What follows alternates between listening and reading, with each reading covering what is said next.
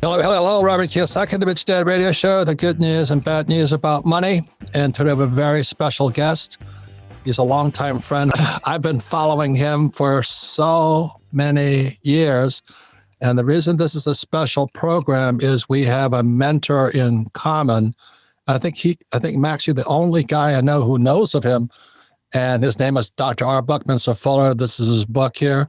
It was signed by Fuller. It was the book launch in 1981 and radically changed my life.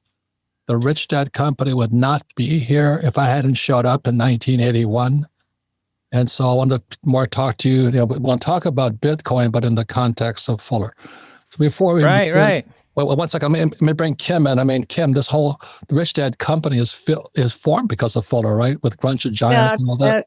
All of it. Grunge of Giants, the heist of the whole school system, of the capital system, the banking system, but also Fuller's generalized principles, of which we studied and which we based our company and companies before this on his principles.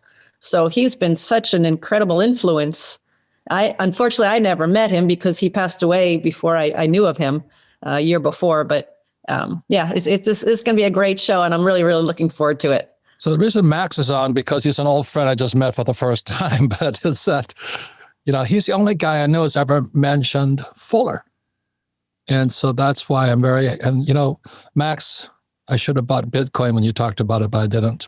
Anyway, I bought some now. But anyway, and what we're going to talk about is Fuller did mention Bitcoin in his predictions. He was a futurist. He made so many predictions that have now coming true, and Bitcoin was one of them. So Max, old friend, for the first time we meet, welcome to the Rich Dad Show. Yeah, great. I feel richer already. I'm getting richer just sitting here. It's fantastic.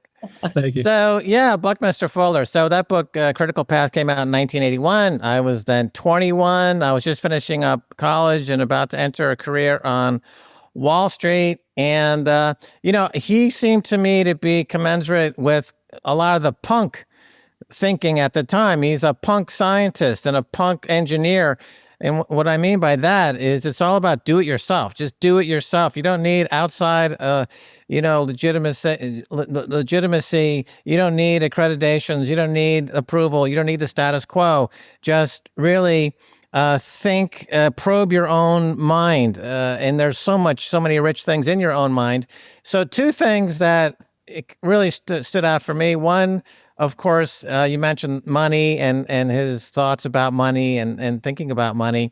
The other thing is that his organizing principle, or one of his organizing principles, and he gives some anecdotes about his life, about how he decided at one point that he would not do anything unless it benefited humanity as a whole. Amen.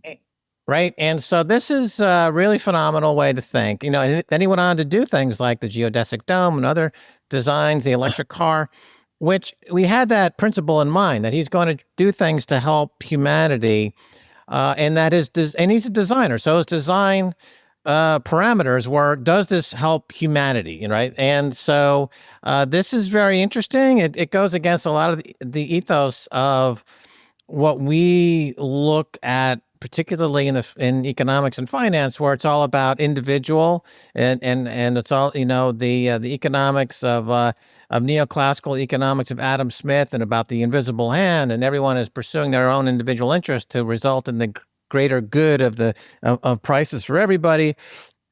The work of Ayn Rand is often quoted, which echoes this sensibility in a big way, and clearly Buckminster Fuller had a completely different way of looking at things. But it wasn't political. It was from an engineering perspective and from a humanist perspective, and more like a Renaissance perspective. I think you could say he was a Renaissance man in the truest sense of the word, in that he was ushering in really the internet age, and we could talk about Bitcoin, how it relates to that. So it had an impact on me. I started on Wall Street, and Wall Street at that time was a very creative period in Wall Street's history, because the age of discount stockbrokering had just started with Charles Schwab. And so a lot of the Wall Street banks felt threatened, and they got into some very creative thinking, how to package products, package new products. This is the age of Michael Milken, the leveraged buyout, which was a very creative way to use debt to acquire companies and things like that. And so that's how I spent my 20s. And I always had in the back of my mind this idea. And I was also, up until Wall Street, I was at my university, New York University. I spent most of my time at the radio station as a disc jockey and hung out at the clubs like CBGB's, Max's Kansas City, and was really following the punk scene in a big way. And so I transitioned right to Wall Street, and kind of like Buckminster Fuller was my bridge to that way of thinking. And so this got me thinking about money, finance, and markets in a way that I saw them as plastic and very malleable as a medium. Not as anything that was hard coded, but something that was you could enjoy some self-expression, actually. This ultimately led to me creating the Hollywood Stock Exchange in the 1990s, which is kind of an attempt to bridge money in Wall Street with self-expression. So that was a different chapter, but that again was related, I think, to Buckminster Fuller. But getting to Bucky's design concepts of money, it's this whole idea of money. Let's look at money from a design perspective and best practices from design, and take it away from politicians and take it away from bankers. If you're an engineer and a designer, how would you approach money? And I think that's the path he set us on. To be fair, Henry Ford made similar comments back in the 1920s, talking about energy money and things like that. So those are the two antecedents, I would say, in thinking philosophical wise, where we can get into the Bitcoin's design. But his separation of the state and politicians from money, and to take it from a design perspective, and to have his attitude, which again has that punk sensibility of essentially just do it. You don't need the system. Yeah. Max, what he said, because I was in rock and roll in 1981. I was working with, my first date with Kim was to the Police and Van Halen, Boy George, and all that. So I just loved the music scene. But I want to ask Kim, because she never met, but when I met Kim, this is the sequence, was 81 was critical path. I studied with Fuller 81, 82, 83. And then 2 weeks later, after the summer of 83, he passed away. And that's when his book, Grunge of Giants, came up. And it was basically about the people that run beyond the Fed. And so when I met Kim, Fuller hit me right in the brain. I said, I will never work for money again. I'll work for humanity. And that's when I got out of rock and roll. So Kim, that's when I met Kim right after Fuller passed away. So Kim, what was your understanding of what was happening?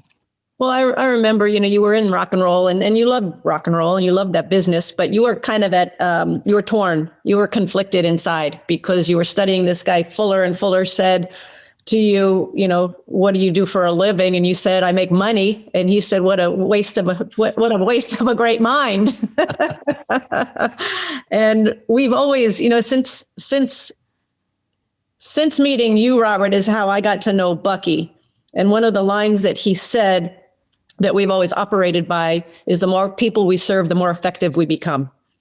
And that's always a principle that's guided us. So we've never done it for money. That was never been the initial goal. The initial goal is how do you serve more people more effectively? But that's always, and then once you left rock and roll, then you were kind of set free. Right. So Max, this is where you fit in. Okay. So 81, I studied with him, 82, 83, Grunge of Giants comes out. And I'm reading Fuller's predictions because he died in 83. And one of his predictions was he predicted the internet which would come out prior to 1990. He said there'd be a new technology entering planet Earth prior to the end of the decade. So that was 1989, the web came up. And then he also said computers will make it practical. This is a direct quote, to electronify wealth distribution that accomplish the movements of goods and service, that is more channeled design structures, not Big Brother though, since no central planning authority.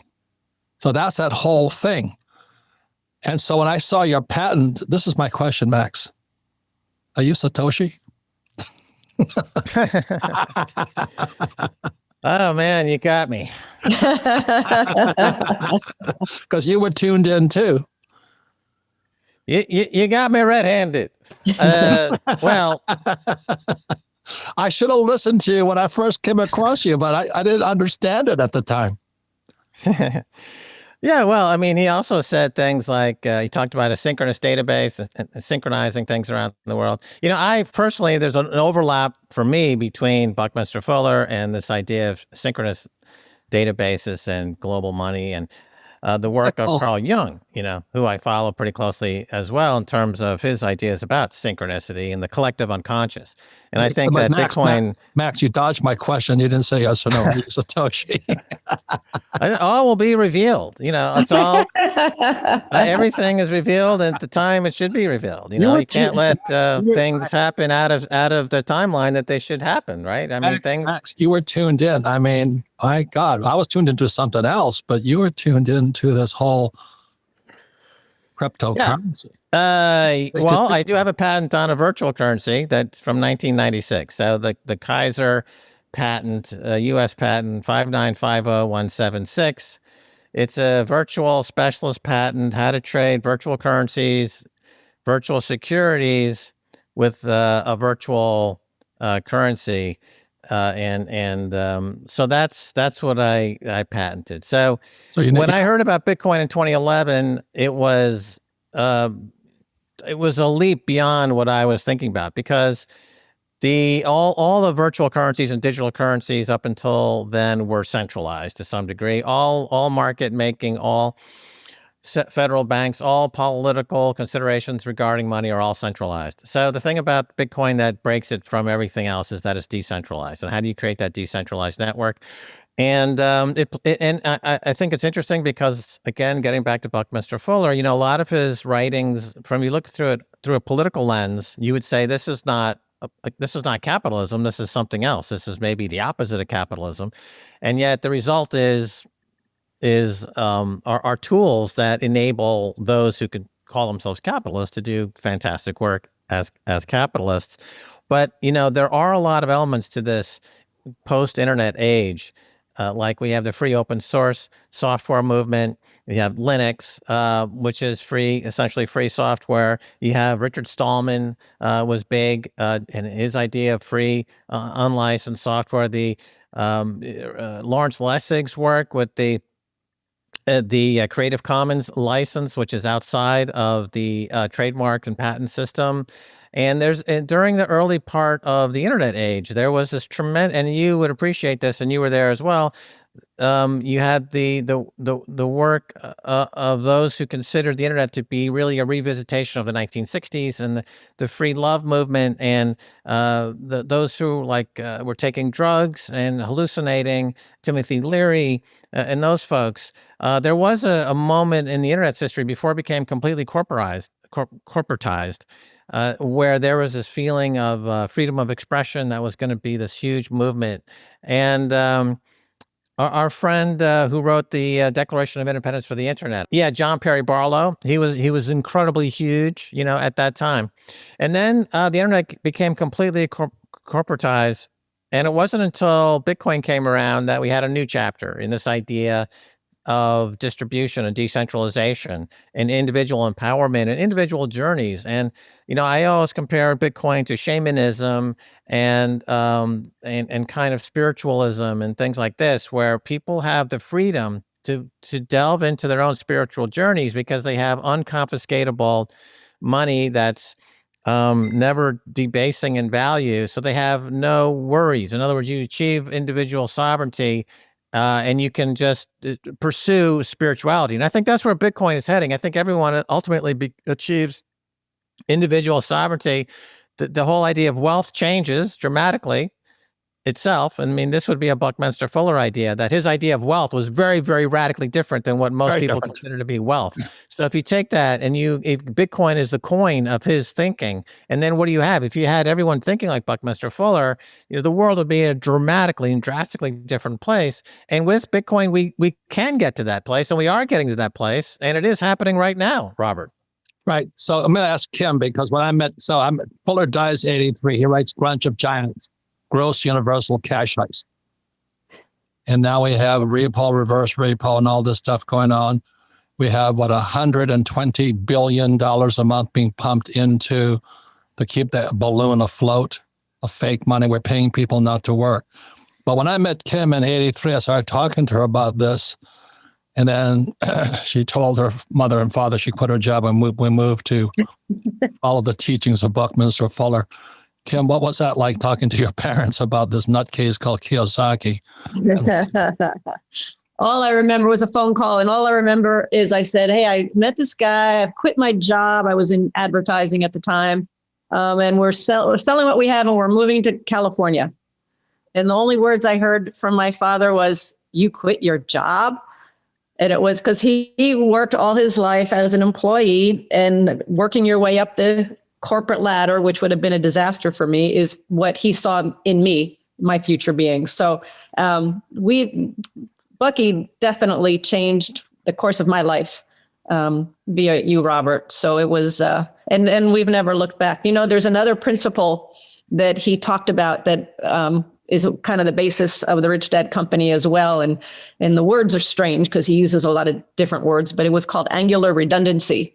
And it was basically, and we've done this ever since we've met, Robert, it's basically what in the world needs to be done that nobody else is doing that you can do, called angular redundancy. Like, we don't need another gas-powered car. We got enough of those. But what in the world needs to be done that no one is doing, and you go and do it. So that's kind of how we've built the Rich Dad Company and how we've lived our lives. So again, I love Bucky's principles. Generalized principle is a principle that's true in all cases, like gravity. And they work, and they really work if you stick to them. And I don't know anybody that's ever applied Bucky's principles to business. And we did. Yep. And so did Max. So we come back. We may take a few minute break here, but I really want to thank you, Max. Like I said, you're an old friend I just met. And the main reason I called you is every time you mentioned Bucky Fuller, I said, this guy's a whack job like me. Apparently. And I really do suspect you're Satoshi. So we come back, we'll be talking more to Max Keiser.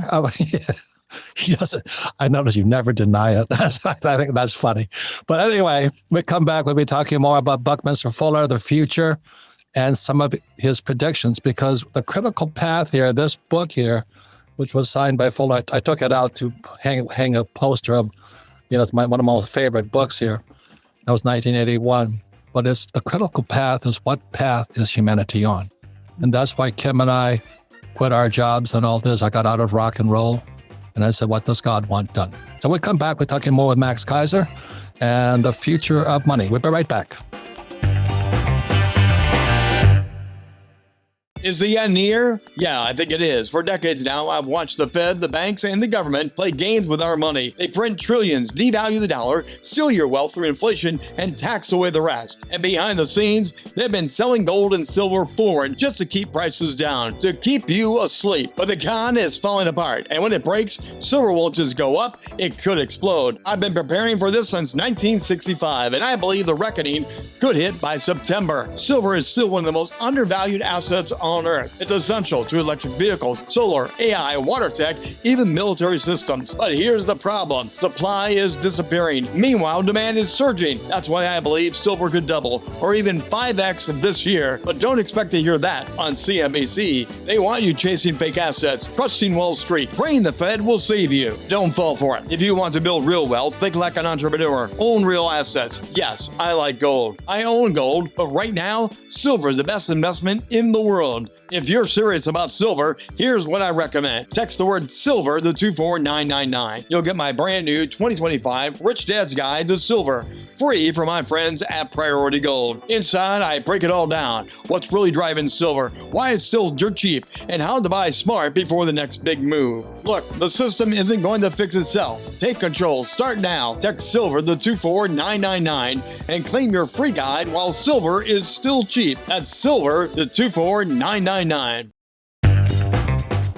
Welcome back, Robert Kiyosaki, the Rich Dad Radio Show, the good news and bad news about money. We have a very, very special guest. Like I said, an old friend I've followed for years. Just met him for the first time just now.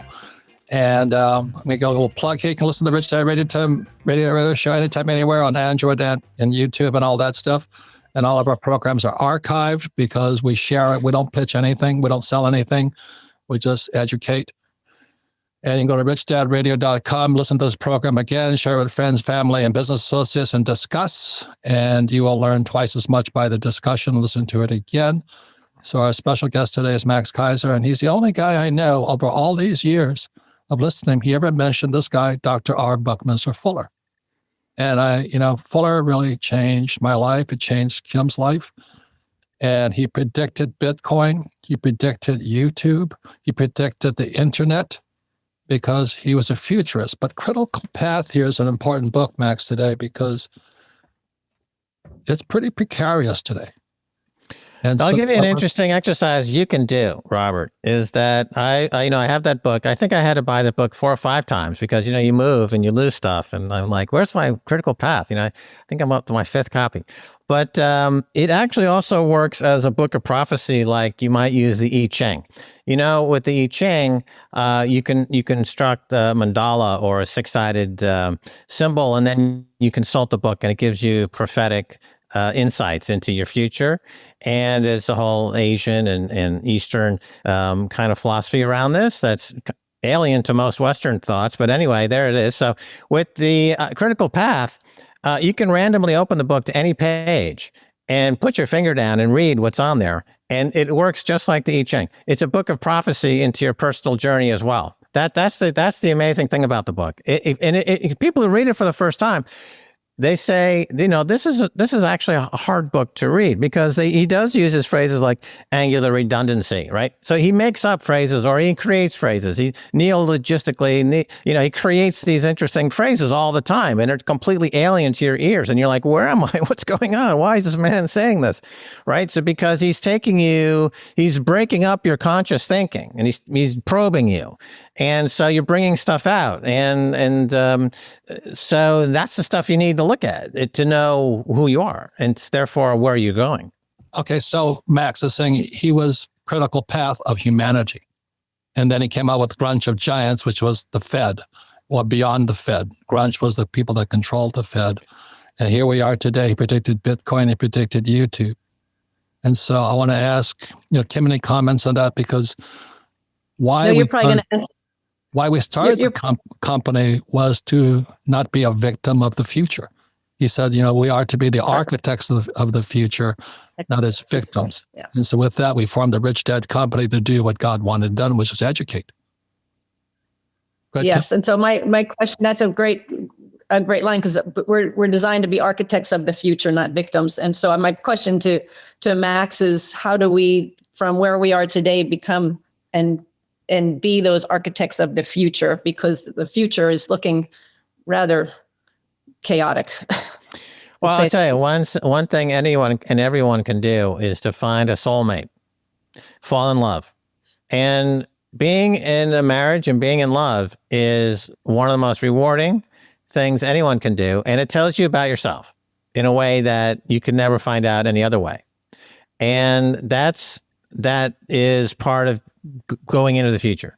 So for a lot of people out there who are not with a significant other and they're having trouble finding a significant other, then the way to do that is to simply make yourself attractive. And you make yourself attractive by cutting out all of the shit habits that you might be involved with and just doing good habits and taking care of yourself, and you will find a partner. And once you find a partner, you're ready for life. No, that was not the answer I was expecting. Max, I was thinking Bitcoin, economy, money, the Fed. Well, I think everybody is looking for the magic key, but the magic key is already, we know from as humans what the magic key is. The magic key is love. Yeah. And the way to express love is with another human being. Right. And so partner up and go forward into this mysterious cosmic voyage on spaceship Earth. So, when as I said, 83, Fuller passed away in 84. Was it 84, Kim, we meet? 84. 84. And it was only because I said, I'm not going to be in rock and roll anymore. I'm not going to work for money. See, in 1927, Fuller stopped working for money. And he said, I would only do what God wants done. And so I said, well, if it worked for him, he called it guinea pig B. I think I'll try that too. And I met Kim and she says, well, let's try it. And we stopped working for money back in 1984. It's been one hell of a ride, huh, Kim? It's been a hell of a ride, but magic happens when you commit to things like that. Yeah. So, well, he had an amazing confidence in himself as an engineer. And so he had a vision. And that vision was engineering things like geodesic dome and other things that would be good for humanity. And, we have somebody else in our midst these days, like an Elon Musk, who has incredible confidence as an engineer, who is putting out things that are incredible products and scientific products and engineering products. And he's taken everybody on a bit of a journey. And he tries to articulate that journey in his own way. He's not a Buckminster Fuller. He would never write a book like Critical Path. But he is somebody who I think we can look to as similar to some degree, because he's somebody who has that confidence in themselves. Steve Jobs was also somebody who had the confidence as an engineer, as somebody who felt that they could architect the future and future-proof themselves. Then is that a gift? Can you learn that? Where does that come from? I think in Buckminster Fuller's case, he felt it was below the surface and he needed to reach in to grab that. And the only way he could do it was to make that statement, I'm not going to work for money. Because if you're working for money, it is a very short-circuiting loop of the incentives are terrible. And you end up digging a personal and spiritual hole that you fall into. And so that's why a lot of people that I know and and we've dealt with a lot of rich people throughout our careers, and many times rich people are miserable, because they never really are on a journey of self-discovery. And as a result, they are not miserable. Conversely, I've met many people all over the world who have maybe $5 to their name who couldn't be happier because they are completely comfortable with themselves. And they're completely comfortable with the world. And that to them is infinite riches. And when you say, you could be a gazillionaire, they're like, I am already, I am of planet Earth. I am already a gazillionaire. I don't need any more. I am with Earth. I am part of Earth, and you see this all over the world, Robert. And so this money is not the difference. Well, that's why he wrote Grunch of Giants, and that's why Bitcoin, that's why he started saying with Bitcoin, because it was decentralized money, DeFi. So he was way ahead of his times right there. And look at this. This is in Critical Path. The chapter is, he said there was 4 billion billionaires. Today, 7.8 billion. But it says because we use the wrong cosmic accounting systems. And Rich Dad Poor Dad is a book on accounting. So anyway, he was so far ahead. And again, that's why Kim and I started this business. It was to do what we thought God wanted done, which was to educate and purely so. And you're in the same business. So let me just say this much real quickly. Fuller said something because it's about Critical Path. And in 1981, I'm sitting, there's about 100 people. This is Kirkwood, California, on the shores of Lake Tahoe. And he says the reason he speaks in a goofy language and he speaks into the future, quote unquote, he says, if people knew what I was saying, they would kill me.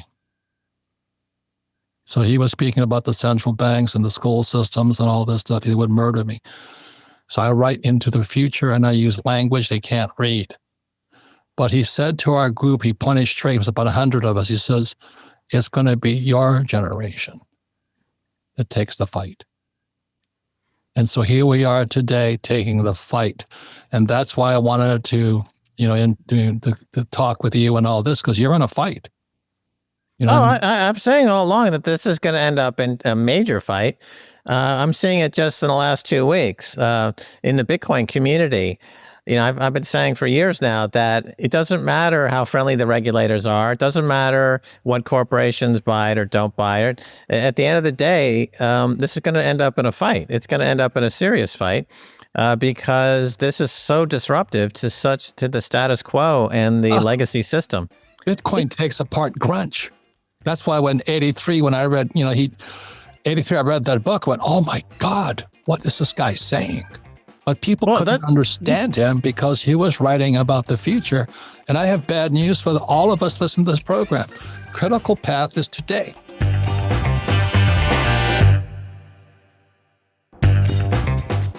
So Kim, what are we doing about it?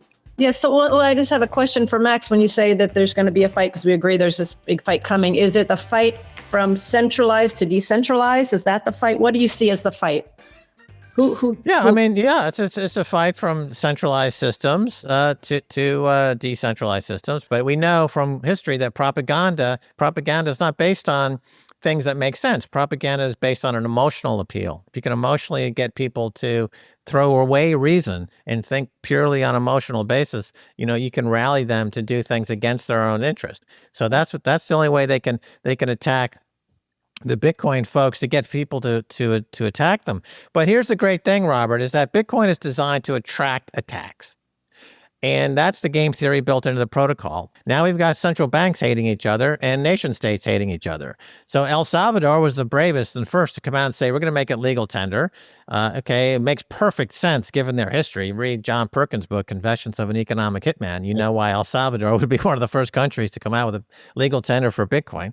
Therefore, price goes up. So the more they attack it, the more the price goes up. And at the end of the day, they only have one weapon in their arsenal, and that's money printing. So I say, attack me all day long, because I know the way you attack me is by printing money. And therefore, my Bitcoin's only going to go higher. Attack me all day with your money printing. I don't care. Here's my money gun.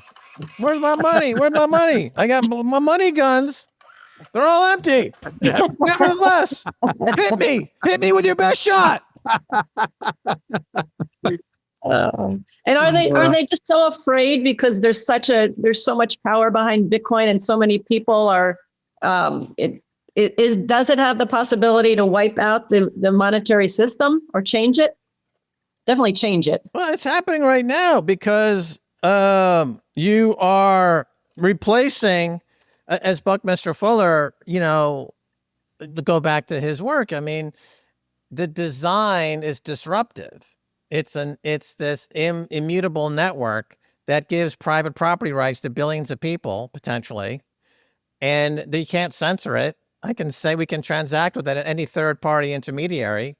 It's unconfiscatable and mathematically certain to go up in purchasing power. If you look at the three major categories of investment, you've got fiat money, gold, and Bitcoin. Fiat money is not volatile, but you're guaranteed to lose purchasing power. Gold is somewhat volatile over time, not a little bit, and you're guaranteed to maintain purchasing power. Bitcoin is volatile, and you're guaranteed to increase purchasing power. Guaranteed. Now, I started on Wall Street. You very rarely, if ever, use the word guaranteed. But I can guarantee you, because I know 2 + 2 = 4. I know mathematics is real. I know E = MC squared. I know the Bitcoin protocol is mathematically guaranteeing increase in purchasing power in a world of all fiat money. We only have had a world of all fiat money since 1971, when Nixon closed the gold standard. And the only way they can fight is to print more money. Therefore, I can categorically say, emphatically, you have guaranteed purchasing power with Bitcoin, and I'm willing to accept a little volatility for that. So the critical path is we're coming to that fight now. We're in it right now. Yeah, we're in the fight. Hey, anyway, exactly as you're saying, it's like when you point to a chapter, one of my favorite chapters in Critical Path is Legally Piggly. It's how corrupt our legal system is today. So anyway, Max, we're out of time. Like I said, you're an old friend we just met. You're the only guy I know that understood Fuller, and I appreciate you continuing the fight. Final words, Kim?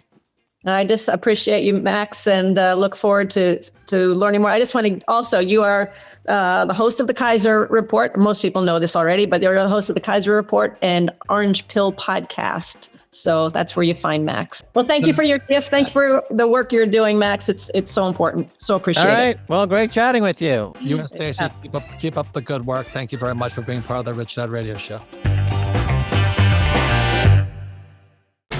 This podcast is a presentation of Rich Dad Media Network.